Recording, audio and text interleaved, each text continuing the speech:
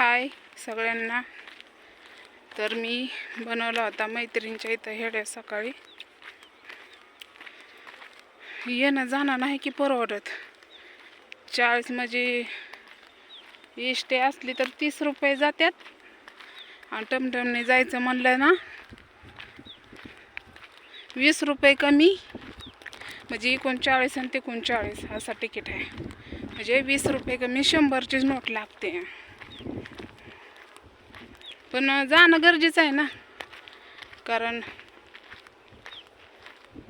कसं आहे माहिती आहे का,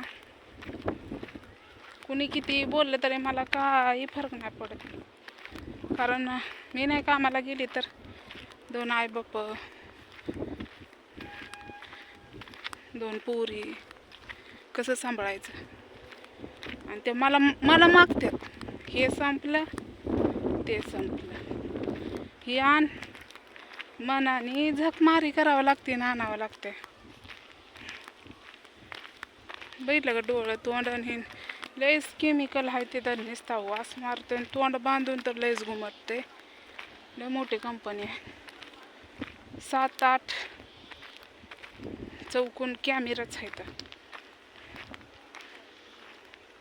सुई तरी पडली तरी गवती तिथं. मग विचार करा, मोबाईल जमा होतात गेटवर. मग असं ठरवलं, एक दिवस राहायचं, एक दिवस उशिरा सुटायचं 7 वाजता, एक दिवस 5ला सुटायचं.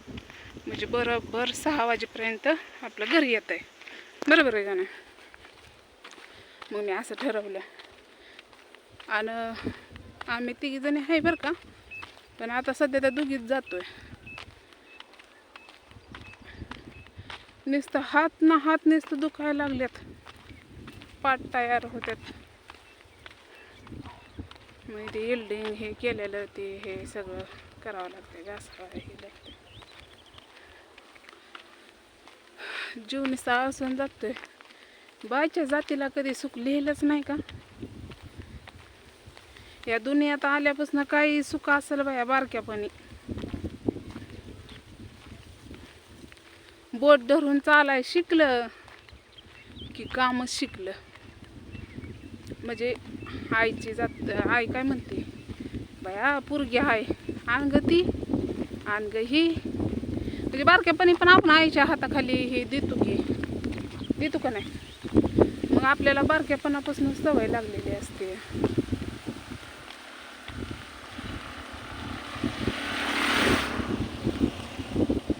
आहे का नाही? लय अवघड आहे. तर आले मी, बरं पण वाटणार नुसतं उदाशी शिरली. असं वाटतं काहीतरी घडल, काहीतरी घडणार आहे. काही नको, सगळी दुनियाच चांगली असावा त्यांच्या पाठीमागनं. माझी एकच अपेक्षा आहे, बानूला काय झालं की तोंड बी सुकतं. आणि कसं झालं माहिती आहे का, आजारी ते लेकरं पडते, ते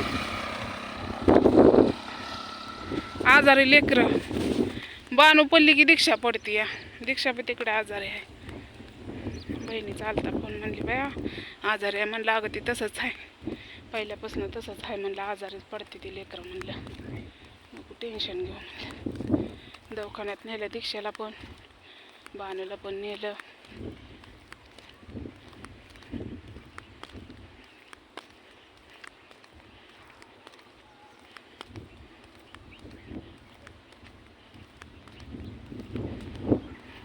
जाऊ द्या, आले मी घरी. आपलं घर आहे तिथं. बाय.